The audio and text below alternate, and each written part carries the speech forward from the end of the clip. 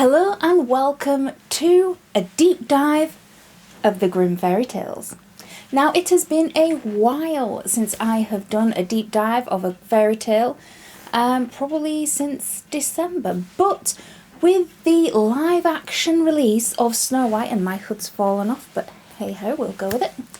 But with the live action release of Disney's Snow White last weekend, starring Rachel Zegler and Gal Gadot, I thought what better time to dive into the original. And when I say the original, I mean the original story that was included in the Children's and Household Tales published by the Brothers Grimm in 1812. Now, this is a reminder, the first version of the Children's and Household Tales in 1812 by Jacob and Wilhelm Grimm was not written for the benefit of children. It was for adults. That's why it is bloodthirsty, gory, and quite horrified, which Snow White is, all three and more. But in subsequent years, because the parents of children were coming forward to them and saying that they were a bit concerned because their children were reading these tales and enjoying them, Jacob and Wilhelm Grimm felt that the only thing they could do was to revise the tales in 1815 and again in 1817 and make them a little bit more child-friendly. Not by much, but by enough. And that is before it even gets Disneyfied. But we aren't going to go with all those tales. We're going to go with the 1812 one. But before we go through a thorough reading of the 1812 version of Little Snow White, which was its original title, we are going to dive into the history. So if you want to skip ahead to the reading of the fairy tale, go to this timestamp up here. If you want to stick around for a bit of history, then stay here. Now, like I said, Jacob and Wilhelm Grimm revised the tale from 1812, and their last revision of the tale of Little Snow White was in 1854. Now, one of the most problematic things that people have with the fairy tale of Snow White, no matter what version it is the age of the character. Most movie, TV, animations have Snow White being probably 16, 17, 18, up there. And some people will swear uphill and down dale that Snow White in the original tale is 14 years old, which is problematic enough. However, in the original 1812 version, it says, emphatically says, in written language, in written ink, that Snow White, the princess, the heroine of this fairy tale, is 7 years old. And that is something that wasn't revised in the Grimm fairy tales until 1815, 1817. I think they did end up aging her up.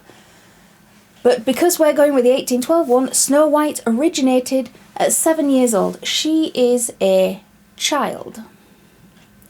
Now, I want you to remember that when we go for the read-along, that she is a child.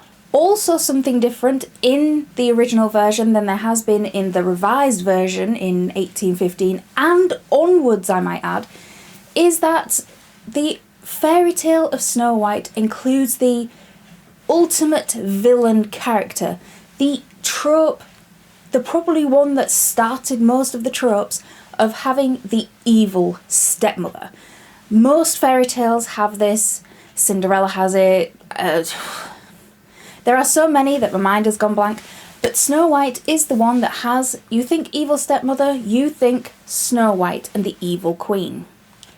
But in the original, the 1812, when Snow White is 7 years old, the evil queen is not described as an evil queen. She is the queen, and she is the biological mother of Snow White.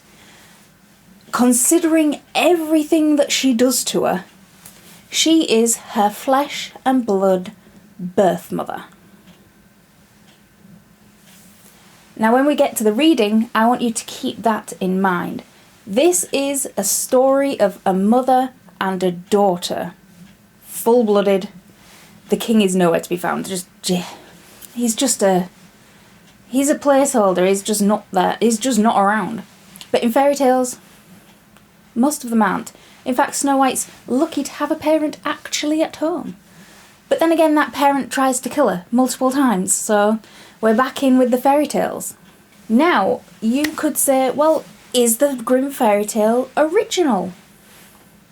And I am going to go with no. I couldn't even find whether it was the first written down version of it, because there are at least 50 different versions of Snow White across the globe. And when you try to get it via a timeline before the 1800s, you're really getting into shaky territory, because hardly anybody wrote these things down. That was the point of a fairy tale and folklore, is that it was all verbal. It was passed on mouth to mouth. And it wasn't until, I think the Grimms did it, a few other people did it, Charles Perrault did it in France, Giambattista Basile did it in Italy with Il Pentamerone. And people just didn't think to write these things down. They were all passed word by word of mouth, which is how you get so many different variations across different countries. And in fact, the Grimm's version wasn't even the first in Germany. There were 8 different versions in Germany around the time, and the Grimms heard it, so sources say, from Marie Hassenflug up here, which is a friend of the family, and she has heard lots of different fairy tales and narrated them to them, and they wrote them down and put their own spin on them. Now, some of these earlier versions are Richeld by Johann Carl August Musaus in 1782. I read a bit of that today, and that is a very interesting fairy tale, because it is not Snow White as we know it. It focuses on the evil queen, but she's not evil and she ain't a queen. She's a child, and her parents gift her the magic mirror, and she grows up with this mirror. Her parents die, and they warn against using the mirror for vanity, but everything spirals, and there's wars and conquests and murder and mayhem and dungeons, and it's fabulous, and we're going to do a video on it at some point. As I mentioned, there is the story in Il Pentamerone by Giambattista Basile, titled The Young Slave. There is a character who sources wanted to say that Snow White was based on, called Chion. It's spelt Chione. And she was the daughter of Daedalion. I'm probably butchering these, please bear with me. She was 14 years old, which is maybe where they got the 14 years old thing, because Snow White is 7. Blew my mind, because I always believed that Snow White was 14 at the very least, so actual reading in print that she's 7 just poof. But at 14 years old, she catches the eye of Hermes and Apollo, the poor thing. And they both try to compete for her affections, and each say that they'll wait until she's old enough. But Hermes doesn't have patience, and he drugs her, puts her into a sleep, and at 14 years old, rapes her. And Apollo, finding this out, puts on the guise of an old woman and does the same thing. Chion ended up getting murdered by the goddess Artemis with an arrow through her tongue, because she, after being screwed by these gods, these wonderful gods with their rippling pectorals, she goes about saying that she is the fairest in the land and the most beautiful, more beautiful than the goddess Artemis herself, which of course Artemis doesn't take kindly to, and puts an arrow in her tongue and kills her. As you casually do. It is Greek mythology after all, that stuff goes along anyway. But you can see how these tales from different countries are sort of a mishmash, mushed together, and make the fairy tales that we know now. or at least the originals of the fairy tales that we know now, because if people only know the Disney versions, because they are the most popular and the most marketed and the most overdone, then that's the version they're going to know. They're not going to know the original that we're going to do, and they're not going to know the horrific original sources that these kind of things come from. And it's something that is incredibly interesting to research. I have had fun all day researching this stuff. It scratches my brain in all the right ways. Now, like I said, there are over 50 versions of the Snow White tale. And in multiple different countries. And now when I say multiple different countries, I don't just mean, like France, Belgium, England, Germany. I don't just mean them. I have a list. So bear with me because I'm going to be looking down there. Varieties of Snow White can be found in Germany, France, Belgium, the Netherlands, Spain, Portugal, Scotland, England, Denmark, Sweden, Greece, Austria, Russia, Romania, and America, to name but a few. Most of the time with these fairy tales, such as Hansel and Gretel, which I'll put a link up there, their basis can be found in real historical fact.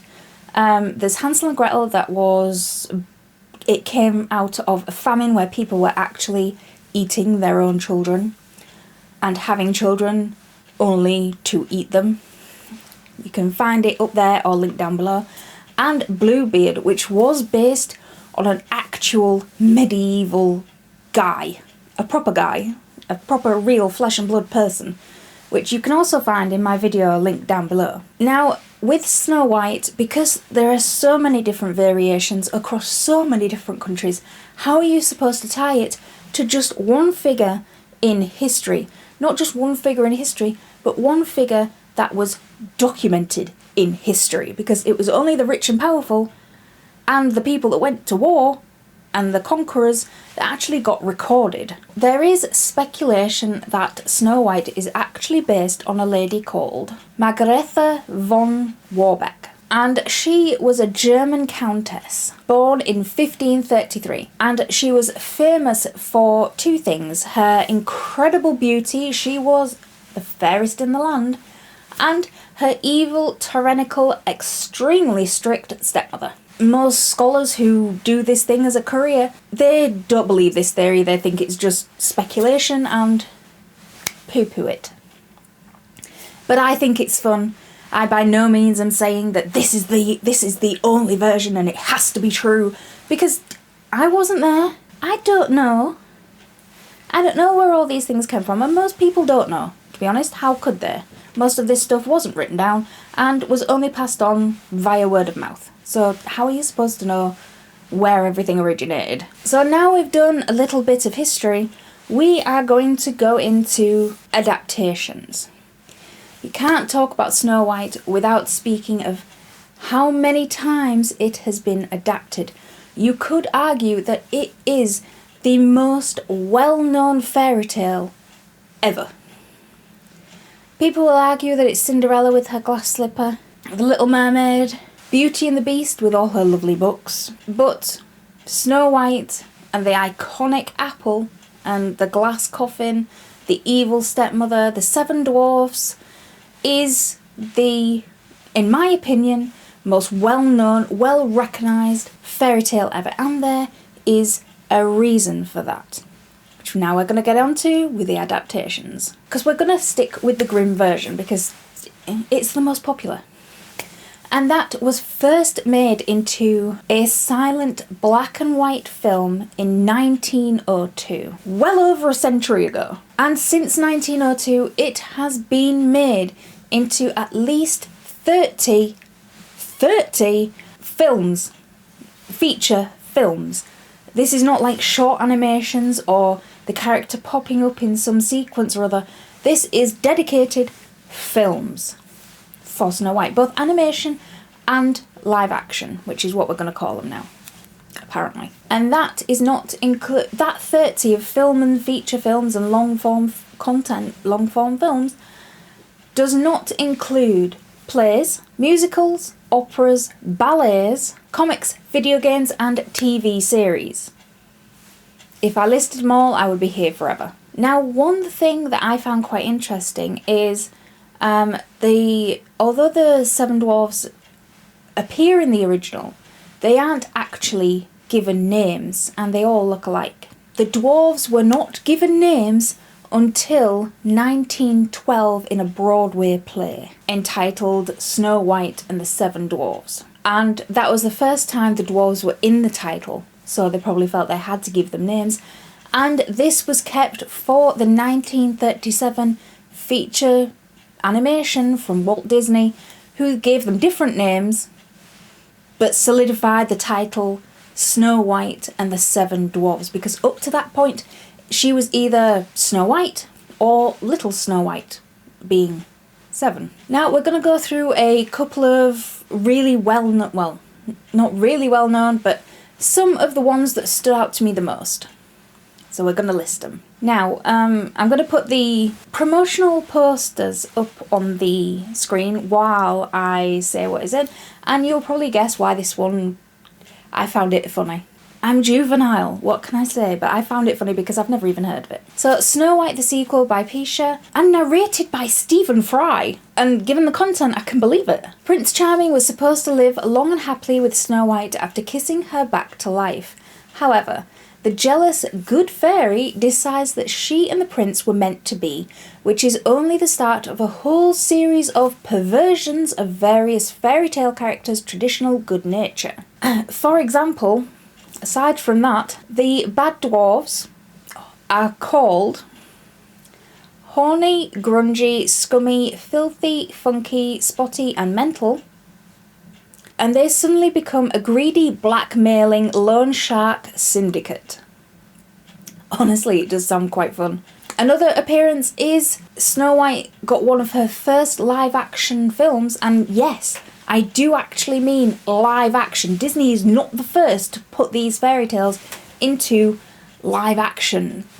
Now, the one in 1987 actually starred Diana Rigg as the evil queen. Now, most of you will either know Diana Rigg from when she was in James Bond on Her Majesty's Secret Service. I think that's the right one. Or as Olenna in Game of Thrones. But she played the evil queen in the 1987 version of Snow White. And then we have Snow White, A Tale of Terror, starring Sigourney Weaver and Sam Neill. Yes, the same Sigourney Weaver that's in Alien. Then we have Mirror Mirror in 2012 with Julia Roberts as the evil queen and Lily Collins as Snow White. Yes, Lily Collins that plays the title character in Emily in Paris. And we of course have Snow White and the Huntsman with Kristen Stewart, Charlize Theron and Chris Hemsworth. A fabulous version, I love it. Because that is how you do an adaptation of a fairy tale. You take the fairy tale as a foundation, you don't just use it as a script, Disney, and you make it into something brand new and gritty and real. That's how you do a live action. Now, in the Once Upon a Time TV series, Snow White is a titular character, and she was played by Ginnifer Goodwin, and I have never seen the Once Upon a Time series, so I don't know whether she was any good at it, but it is resounding across the internet that that is by far the best modern iteration of the character of Snow White, so we're going to go with the popular opinion and keep to that. Now, one of my favourite fun films that has the character of Snow White in it is Shrek the Third. Really gave us the best character change-up, going from sweet singing Snow White to a complete snarling badass in a matter of seconds, and is probably the best scene in that movie. And that's saying a lot. I love watching Shrek. Now, the full list of adaptations would not be complete with the 2025 live action from Disney, which released just last weekend, with Rachel Zegler and Gal Gadot, which has summarily been panned by critics, and given the few clips that I've seen and a few reviews I've seen of it, I can believe it, because while it isn't steaming pile of garbage, it ain't good. The CGI is questionable. Jurassic Park had better. And the CGI animals is awful. The CGI dwarves are just terrible. They're nightmare fuel. They're awful. Gal Gadot's acting, from at least the clips I've seen, and the trailer I might add, she looks as if she's parodying for Saturday Night Live. And I'm sorry, but this look of the evil queen singing down the stairs is not nearly menacing enough. And Gal Gadot is a beautiful person. She's beautiful. Her face is lovely. But from all the reviews I've seen and the trailer, she doesn't really lean into that vanity thing. It's more power that she craves, and most fairy tales do that a lot better. Snow White was Snow White's evil queen. Vanity, the way she looked, is what spurred her on, which could have been, especially in like this day and age, of everybody having filters and having the power of makeup and look 10 years younger and try to look immortal. They could have done so much with it, even in the sort of medieval setting that they had it. It could have been done so much more. She could only have maids that, she's scarred for life so that it wouldn't be as pretty as her. Or that every girl born in the kingdom had to have a sword slash somewhere on their face, or a burn, so that they would never be able to complete with the queen's vanity. And I'm just giving these ideas out here because I will never be able to do anything like that. But that's the kind of thing that they could have gone with, and instead they went with power and singing. The evil queen doesn't sing. She didn't sing in the 1937 movie that I remember. I don't believe she did. She was menacing, powerful, and downright evil. It seems like recently Disney are scared to have a downright evil character without giving them some kind of hero redemption arc in their own movie. They did it extremely well. The Sleeping Beauty live actions with Angelina Jolie as Maleficent incorporated that taking of a fairy tale but improving on it and making Maleficent not completely evil. She was malicious and vindictive, all the rest of keeping in character, but her arc went on through 2 movies, and it stayed true to the original story while having that modern uptake. Now you compare that with, say, Cruella, who takes a character who is evil and whose only purpose in the 101 Dalmatians film is to have a coat made of real fur of puppies, and that's why she kidnaps them. She wants to skin them and use their coats in fashion. And you make her a fashionista, you give her this story where she's not evil at all, it's an act, and she puts her up against this other villainous character being the Baroness, and she gets this whole redemption thing that has absolutely nothing to do with the 101 Dalmatians film, and it just... What is wrong with... Books are doing the same thing. Fantasy books are doing exactly the same thing, and it just annoys me so much. You can tell it annoys me so much. I'll eat the apple and choke myself. Because there is nothing wrong with having an evil villain in a story be just that. Evil. That's the whole point of getting their comeuppance at the end, is that they are inherently bad characters. Nothing redemption about them. They are just, down to their core, black at heart, evil. And Disney seems to not do that now. I mean, I think the last really menacing villain that they had was Frollo in The Hunchback of Notre Dame. That guy, especially with its religious overtone, that was how you do an evil character. That guy was a villain. And now villains are they're a bit weak, a bit wishy-washy. Like Hans in Frozen, that twist where he leaves Anna in the cold and doesn't kiss her. People went mad over it. But you know what other villains would have done? Killed her. themselves. You know, so the job was done. But they didn't do that. They left her in a cold room to die and just didn't think about her, tried to take over a kingdom. It was a bit of a meh villain. He was just There is no reason why villains have to be personable. You don't have to relate to them. That's not the point. I mean, in fact, the whole point of an evil villain is that you don't relate to them. If you relate to people like Frollo and Ursula and this evil queen, then there is something wrong with you and you should see a therapist. Because, I mean, you can like these characters. You like them because they are bad.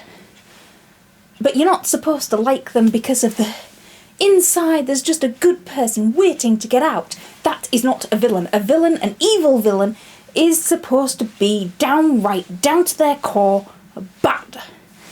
And Disney doesn't seem to want to be able to do that anymore because it might scare the soft hearts of children. That is an actual quote, by the way. I haven't got it written down there, but I read it today. And someone said, oh, well, we don't want to do that in our films anymore because it would corrupt the soft hearts of children. There are many things I could say to that. Because, one, fairy tales weren't meant for children anyway. And two, children's hearts need to be corrupted to deal with real life. If somebody dies in real life, true love's kiss is not going to revive them. They're not going to be, if they're in a dangerous situation, if they get kidnapped, God forbid, no prince on a white horse is going to come and save them because they've been a good person at heart. These fairy tales are escapes from reality. That's the point of stories. You escape reality just for a little bit, but you know reality in all its harshness is out there. And being coddled and covered in cotton wool is not going to help children face the realities of life. And now I will get down from my pedestal and carry on with my video after my little rant. I didn't actually mean to go off on such a tangent, but it irks me. Now, I have mentioned a whole slew of different film adaptations, but I haven't gone into the main one. When you say Snow White, at least before this garbage fire that's going on at the minute, you think of the 1937 Snow White and the Seven Dwarves by Walt Disney, which in my opinion is by far the very best of all of them, because I've done some digging. And it was the very first animated feature film produced in the United States of America and kick-started the Disney Fairytale Princess franchise. It premiered on the 21st of December 1937 in Los Angeles at the Cathay Circle Theatre, and it cost $1.5 million to make, and it made $8 million in its initial release. Which you think now isn't that much, but considering the back then and now, just ridiculous money for what is essentially, or was seen at the time, a cartoon. Snow White and the Seven Dwarves was the highest grossing animated film for 55 years, only being knocked off the top spot by Disney's Aladdin when that came out in 1993, 4, somewhere around there. But for 55 years, Snow White and the Seven Dwarfs held that top spot by far. For the film, Walt Disney was awarded an honorary Oscar, which I found quite fun because I found this picture of Walt Disney and Shirley Temple because Shirley Temple presented the Oscar to him, having the full-sized Oscar and 7 little ones with it, which I thought was a nice touch. Now, you can't speak about the feature film without talking about the princess, which is Snow White, because without her, there wouldn't have been a movie.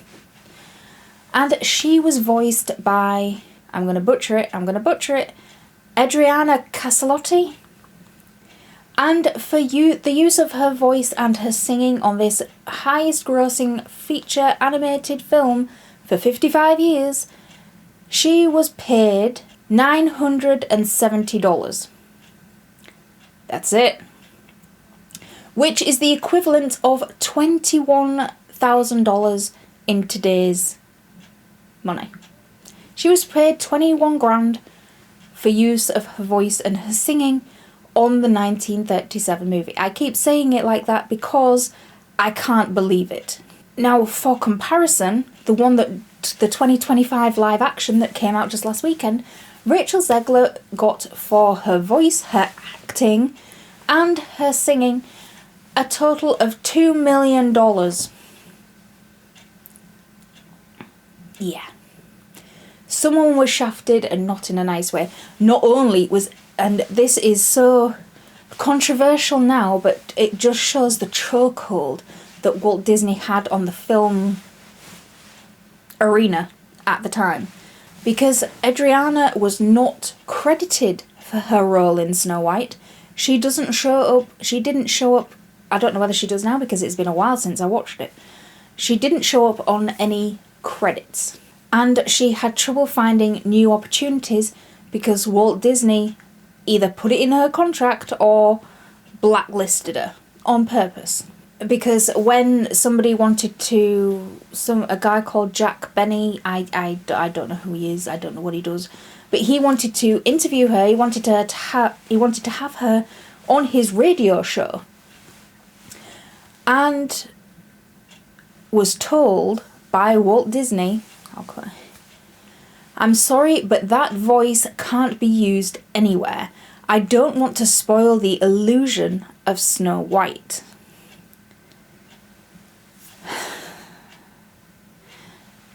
Now you could say but all the rest of the films, all the actresses were credited, so whether he felt guilty, although I doubt he felt guilty, it's business, and it's Hollywood. Ugh. But that's what happened. So she didn't get credited for any of her voice work or any of the songs which became iconic, and are still iconic now. Things like I'm Wishing, With a Smile and a Song, Whistle While You Work, Hi Ho, and my ultimate favourite is Someday My Prince Will Come. Because hearing that music, hearing those songs, and I'm going to put a few clips in here as long as it doesn't flag up for copyright on YouTube, because Disney are relentlessly harsh. It just solidifies the 1937 film as a childhood rite of passage. It is a wonder in animation, but that does it for the history, so come with me. We're going to do a read-along. So this is the original 1812 Grimm fairy tale of Little Snow White. Once upon a time, in the middle of winter, when snowflakes were falling like feathers from the sky, a beautiful queen was sitting and sewing at a window with a black ebony frame. And as she was sewing and looking out the window at the snow, she pricked her finger with the needle, and 3 drops of blood fell on the snow. The red looked so beautiful on the white snow that she thought to herself, if only I had a child, as white as snow, as red as blood, and as black as the wood of the window frame. Soon thereafter she gave birth to a little daughter who was as white as snow, as red as blood, and her hair as black as ebony. That's why the child was called Little Snow White. The queen was the most beautiful woman in the entire land, and very proud about her beauty. She also had a mirror, and every morning she stepped in front of it and asked, Mirror, mirror on the wall, who in this land is fairest of all? The mirror would answer, You, my queen, are the fairest of all. And then she knew for certain that there was nobody more beautiful in the entire world. However, little Snow White grew up, and when she was 7 years old, she was so beautiful that her beauty surpassed even that of the queen, and when the queen asked her mirror, Mirror, mirror on the wall, who in this land is fairest of all? The mirror answered, You, my queen, may have a beauty quite rare, but little Snow White is 1,000 times more fair. When the queen heard the mirror speak this way, she became pale with envy, and from that hour onward she hated Snow White. And when she looked at her and thought that little Snow White was to blame that she, the queen, was no longer the most beautiful woman in the world, her heart turned against little Snow White, her daughter. Her jealousy kept upsetting her, and so she summoned the huntsman and said, "Take the child out into the forest to a spot far from here, then stab her to death and bring..." Sorry. "Then stab her to death and bring me back her lungs and liver as proof of your deed. After that I'll cook them with salt and eat them." The huntsman took little Snow White and led her out into the forest, but when he drew his hunting knife and was about to stab her, she began to weep and pleaded so much to let her live and promised never to return but to run deeper into the forest. The huntsman was moved to pity, also because she was so beautiful. Anyway, he thought the wild beasts in the forest would soon devour her. "I'm glad that I won't have to kill her." Just then a young boar came dashing by, and the huntsman stabbed it to death. He took out the lungs and the liver and brought them to the queen as proof that the child was dead.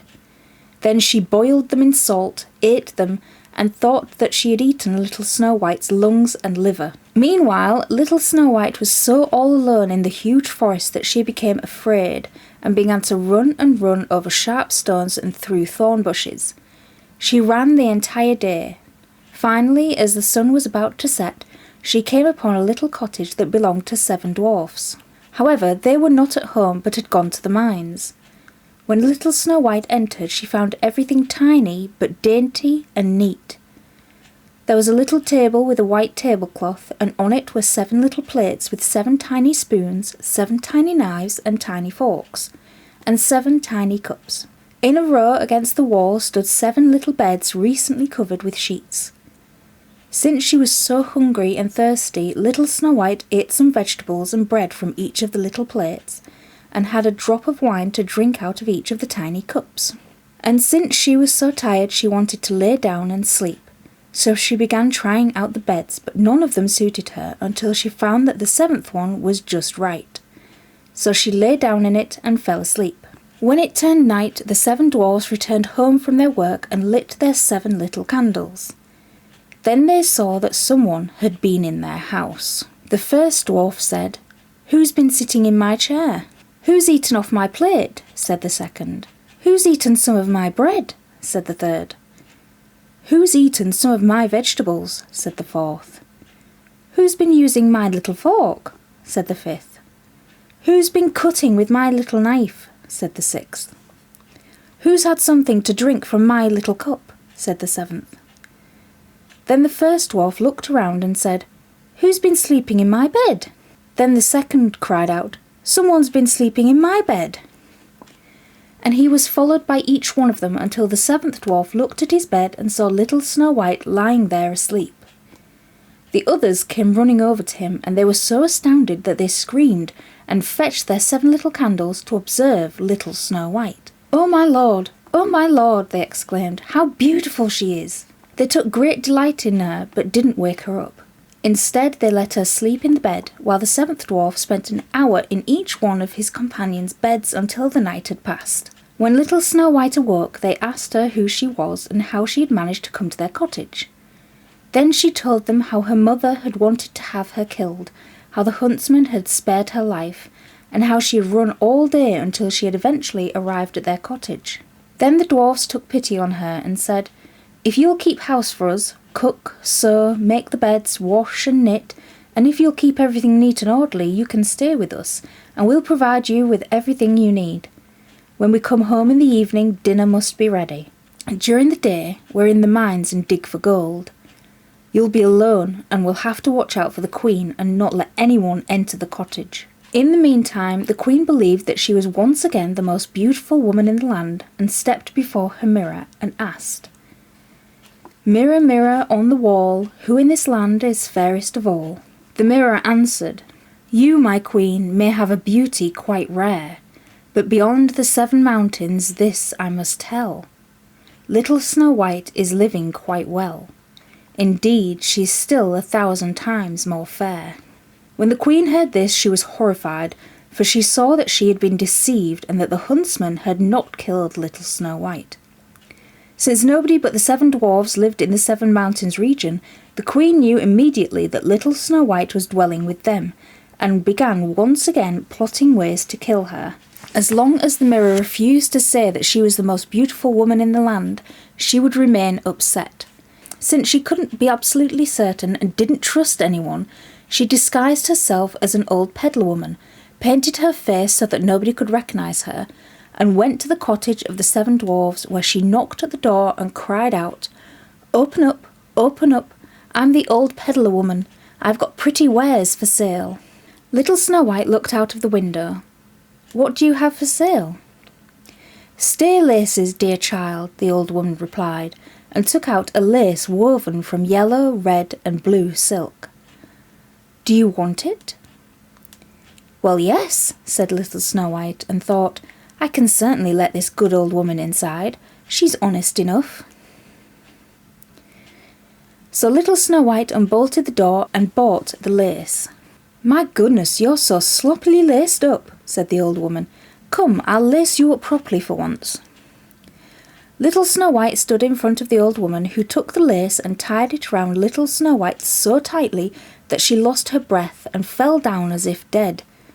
Then the queen was satisfied and left.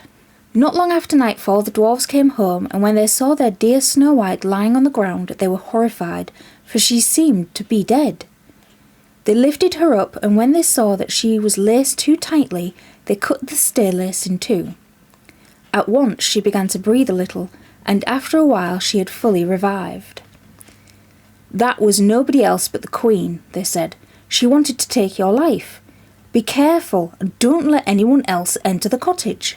Now the queen asked her mirror, "Mirror, mirror on the wall, who in this land is fairest of all?" The mirror answered, "You, my queen, may have a beauty quite rare, but little Snow White's alive, this I must tell. She's with the dwarves and doing quite well. Indeed, she's still 1,000 times more fair." The queen was so horrified that all her blood rushed to her heart when she realised that little Snow White was alive once again. So she began thinking day and night how she could put an end to little Snow White. Finally she made a poisoned comb, disguised herself in completely different shape, and went off to the dwarf's cottage once again. When she knocked on the door, however, little Snow White called out, "I'm not allowed to let anyone enter." The queen then took out the comb, and when little Snow White saw it shine and that the woman was someone entirely different from the one she had previously met, she opened the door and bought the comb. "Come," said the peddler woman, "I'll also comb your hair." But no sooner did the old woman stick the comb in little Snow White's hair than the maiden fell down and was dead. "Now you'll remain lying there," the queen said, and her heart became lighter as she returned home. However, the dwarves came just in the nick of time. When they saw what had happened, they pulled the poison comb out of little Snow White's hair, and she opened her eyes and was alive again. She promised the dwarves that she would certainly not let anyone inside again. Now the queen stepped in front of her mirror and once more and asked, "Mirror, mirror on the wall, who in this land is fairest of all?" The mirror answered, "You, my queen, may have a beauty quite rare, but little Snow White's alive, this I must tell. She's with the dwarves and doing quite well. Indeed, she's still 1,000 times more fair." When the queen heard this once again, she trembled and shook with rage. "Little Snow White shall die," she exclaimed, "even if it costs me my own life." Then she went into a secret chamber where no one was allowed to enter. Once inside, she made a deadly, poisonous apple. On the outside, it looked beautiful with red cheeks. Anyone who saw it would be enticed to take a bite. Thereafter, she disguised herself as a peasant woman, went to the dwarf's cottage, and knocked on the door. Little Snow White looked and said, "I'm not allowed to let anyone inside. The 7 dwarves have strictly forbidden me." "Well, if you don't want to let me in, I can't force you," answered the peasant woman. "I'll surely get rid of my apples in time. but let me give you one to test." "No," said little Snow White, "I'm not allowed to take anything. The dwarves won't let me." "You're probably afraid," said the old woman. "Look, I'll cut the apple in two. You eat the beautiful red half." However, the apple had been made with such cunning that only the red part was poisoned. When little Snow White saw the peasant woman eating her half, and when her desire to taste the apple grew stronger, she finally let the peasant woman give her the other half through the window. As soon as she took a bite of the apple, she fell to the ground and was dead. The queen rejoiced, went home and asked the mirror, "Mirror, mirror on the wall, who in this land is the fairest of all?" And the mirror answered, "You, my queen, are now the fairest of all." "Now I can rest in peace," she said. "Once again I am the most beautiful in the land, and Snow White will remain dead this time." When the dwarves came home from the mines that evening, they found little Snow White lying on the ground, and she was dead. They unlaced her and tried to find something poisonous in her hair, but nothing helped. They couldn't revive her. So they laid her on a bier, and all 7 of them sat down beside it and wept for 3 whole days. Then they intended to bury her, but she looked more alive than dead, and she still had such pretty red cheeks. So instead they made a glass coffin and placed her inside so that she could easily be seen. Then they wrote her name on the coffin in gold letters and added the family name. One of the dwarves remained at home every day to keep watch over her. So little Snow White lay in the coffin for a long, long time, but did not rot. She was still white as snow and red as blood, and if her eyes could have opened, they would have been black as ebony, for she lay there as if she were sleeping. Now it happened that a prince came to the dwarf's cottage one day and wanted to spend the night there. When he entered the room and saw little Snow White lying in the coffin and the 7 little candles casting their light right on her, he couldn't get enough of her beauty. Then he read the golden inscription and saw that she was a princess. So he asked the dwarves to sell him the coffin with the dead little Snow White inside. But they wouldn't accept all the gold in the world for it.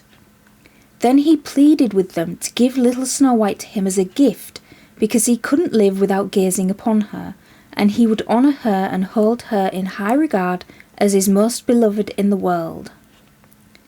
Well, the dwarves took pity on him and gave him the coffin, and the prince had it carried to his castle.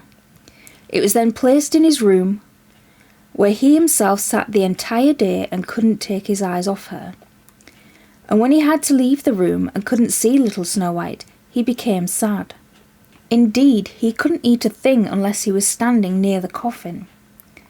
However, the servants, who had to carry the coffin from place to place in the castle all the time, became angry about this, and at one time a servant opened the coffin, lifted little Snow White into the air, and said, "Why must we be plagued with so much work, all because of a dead maiden?"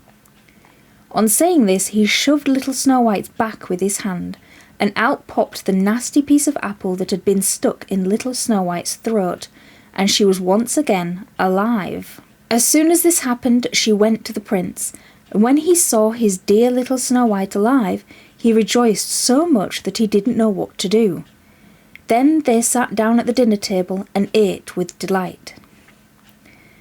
The wedding was planned for the next day, and Snow White's godless mother was also invited to attend.